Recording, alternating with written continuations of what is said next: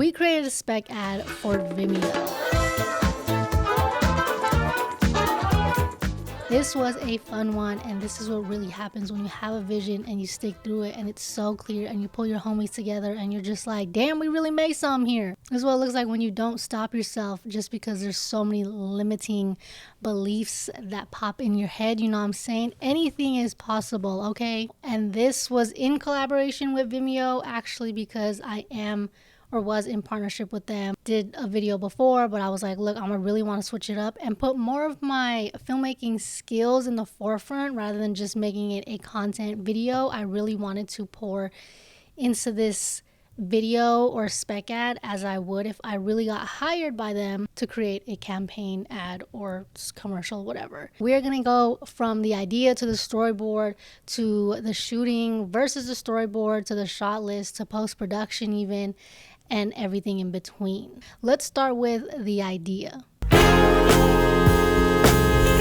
We already know, at least for me, something I've been discovering is that the best ideas really come when I'm doing the most mundane things. And to be honest with you, I feel like ever since I've been really discovering other ways to stay creative, like pottery or crossword puzzles or word searches, it has really sharpened my brain because I'm not hamming my head into this wall of you gotta do this all the damn time. I knew the idea was to showcase Vimeo's review tool, right, and how it literally makes collaborating seamless. I was looking on Peerspace very randomly and I came across this space. Once I seen that, I was like, oh, here it is, just like a straight download of visions coming in through my head. The Vintage Office is going to be a timepiece of the 80s to 90s about how a team discovers new ways of collaborating, but before that, showing how it's processed and basically making it dramatic. So that idea came about, but then what next?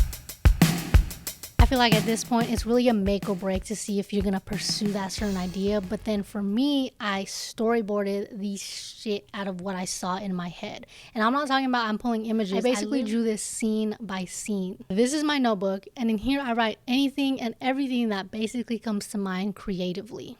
And something about the power of pen to paper really just elaborates the idea more, and more ideas start to come where it just naturally flows in. And because I saw this vision so clearly in my head, from the dialogue to the type of music to the type of shots or how it's going in and out of each scene, I had to draw it out before, it kind of disappeared, because that definitely happens a lot. And, I don't draw for the life of me, but I definitely tried to draw what I saw in my head, and it's not that bad, you know what I'm saying, but it's not good enough to show the cast that you are recruiting for this. So of course I had to electronically organize all my notes and all my storyboards onto Milanote.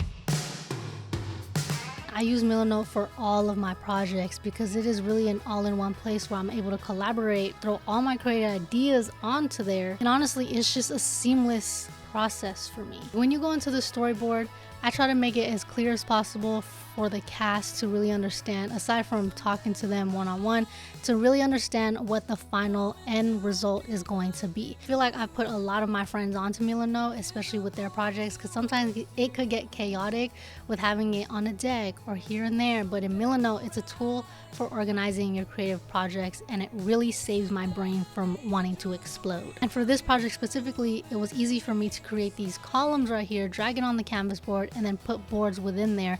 That way my team could go in and see what we're doing and what the vision is, right? Even especially when I'm presenting this, it seems so organized and really eye-catching because I'm able to label each of my columns by different colors. My favorite feature, honestly, is a collaboration feature, right? I'm sharing this link among my homies who helped me with this project, and they were able to go into the lighting mood board, the overhead map, and leave questions, comments, or notes that they may have had for the production. I'm really not just saying this, but I use this for everything, and you literally can too. It makes starting new projects seamless and easy with over 100 built templates for every type of creative project. Whether you're a filmmaker, a writer, a content creator, an architecture, whatever it is, it really is designed to help you organize your creative ideas all in one place, your work and everything from up here, and being able to see it right in front of you. So Milanote, thank you so much for sponsoring this video. I love y'all. I will forever use you guys because you really help bring my visions to life.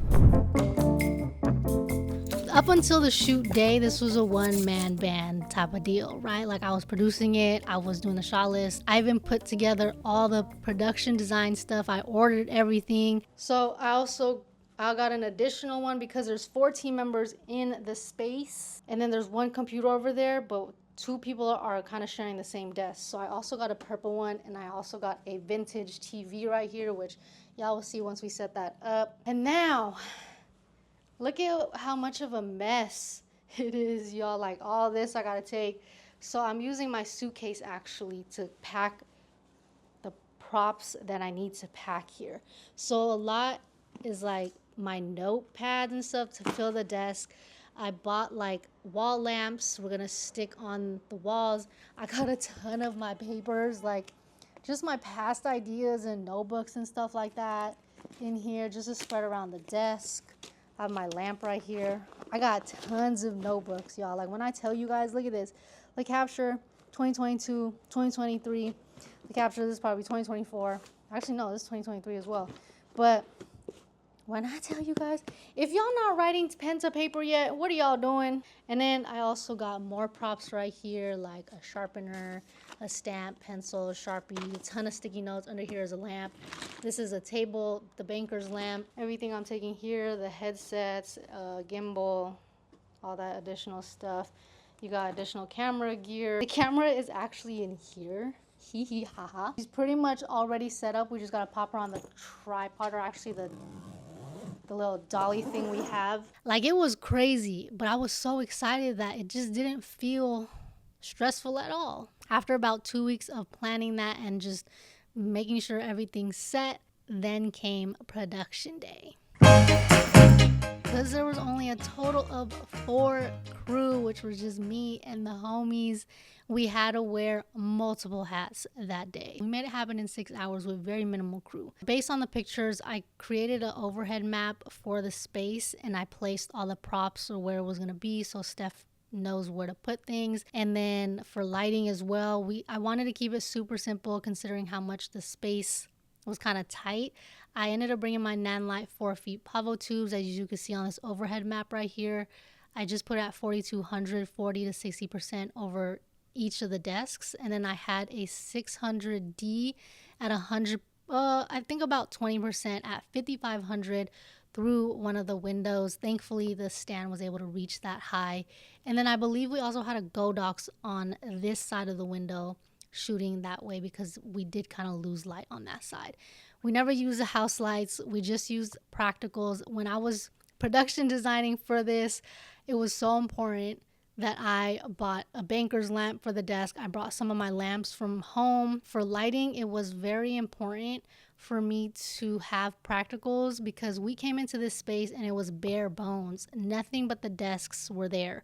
We brought everything else to make this world feel real. And then for primary medium shot to close-up coverage, I used the Amaran F22C. I just popped an aperture light bulb in that corner light and I was able to control it myself. Thankfully, the lamps that we stuck on the wall, thankfully those were RGB, so it really helped bring the vision and the story and concept to life, especially for this shot right here. It was pretty crucial that they change colors and then you add sound effects on top of it, all that good stuff. So of course in pre-production, I created a shot list, which was in chronological order of how the story is. And then I rearranged it based on schedule for what made sense. We started off with all the wide shots, essentially, which was the beginning of the spec and then the end of the spec, aside from my shot.